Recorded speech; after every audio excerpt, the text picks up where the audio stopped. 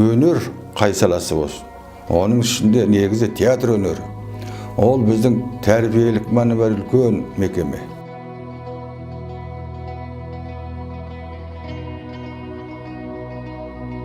Енді Семей театры бұл қара шаңырақ қой. Бұны енді әркім әртүрлі айтады, бірақ бәрі де біледі. Біз әлгі фестиваль анамынаға барғанда қара шаңырақ келді дейді. Себебі 1917 жылы 17 жылы Абай ауданының Ойқұдық деген жер бар, жайлауда. Сонда Мұхтар Әуезов марқұм ең алғашқы рет еңлік кебекті ойнайды. Кегіз үйді. Еңліктің рөлін өзінің ағасы Ахмет ойнайды. Ол кезде әйелдер ойнамаған ғой, қалыптаспаған. Оларға бір артық үлкен кісілер ғой ана жерде. Соны ағасы ойнап, сол билердің айтысы бар, нелері бар. Ең алғашқы рет сол жерде спектакль болған.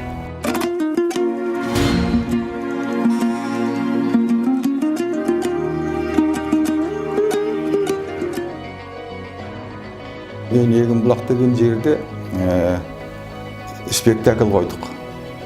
Енді біз қойғанымыз жоқ, үлкендер, мұғалімдер, ұстаздар қойды, Қыз жібекті қойды. Сонда Төлегеннің рөлін ойнады. 9-шы класста, 8-ші класста. Содан театрға деген өнерге деген бір сүйіспеншілік пайда болады адамда. Сол басталды. Содан музыкальныйда бітірдім. Музыкальныйда жүріп алғашқы әнімді шығардым, Кеншіғұрым деген. Бізде музыкальный театр ашамыз деп жанталасты. Дирижеріміз, бір орыс дирижеріміз болды. Сол кісі марқұм болды да, соның орнына дирижер таба алмадық.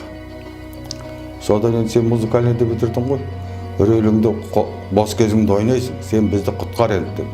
10 шақты спектакль оркестрмен, оркестр болғанда бір 10 шақты адам.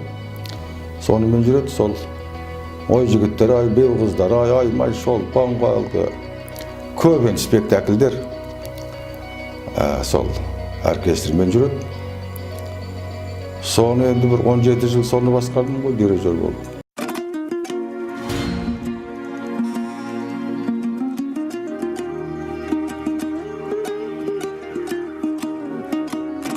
Сол ортада әлі қиыншылық уақыт келді.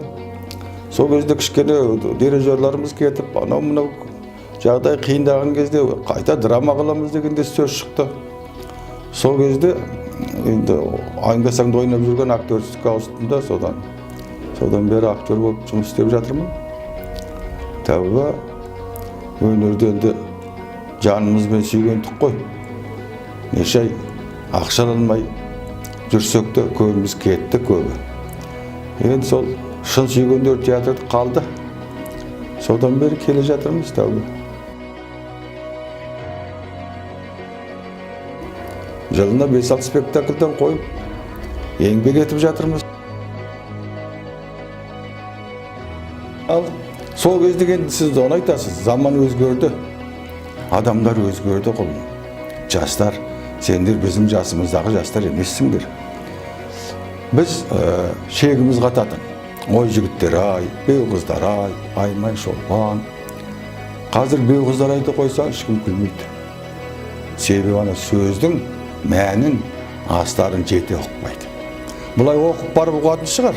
Бірақ осы қазір сәтінде, осы секундта айтып өту шығар, соңында баяғыдай күлмейді.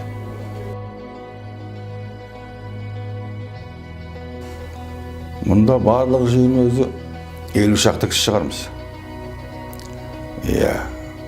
Реквизитор бар, костюмер бар, художник бар,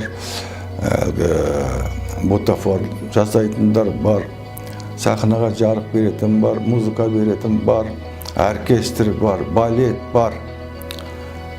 Соның бәрін қосқанда 50 шақты адам болады. Администратор бар дегендей, директор бар, бухгалтерия бар дегендей. Бұрын орындарымыздан әлі өзі қиындық кезде айырылып қалғанбыз. Бұрын 2 режиссер болатын, 2 дирижер болатын, оркестрге бір, хорға бір, Қазір олар жоқ, себебі үй жоқ береді. Біріншіден. Екіншіден бұл облыс емес. Қазір халық солай ғой. Моногород. Сондықтан бізге оқыған профессионалдарды келу қиын болып жатыр. Сондықтан осы жағдай қиын, әйтеуір ара-тұра өзі 2-3 жыл оқытып, жастай алып оқытып, студияда оқытып, массовкада оқытып, әйтіп бүйтіп, солардың ішінен таланттар шығып жатыр, тәрбе. Үлкен бір азаматтық арманың болу керек. Қыз болсын, ұл болсын. Осы еліме не істедім? Не бердім? Ал ұрпаға келдім, өсіріп жатырмын. Оларға не істедім? Олар не берді? Әке шешемізге не жақсылық жасадық? Айта берсең әңгіме көп. Енді сендерде сондай арман болмасын. Осы әке шешемді үлдеге бөлемедім ау деген кейін өздеріңде бір сондай ой қалмас үшін осы кезде шамаларың келгенше әке шешелеріңді күтіңдер ғой.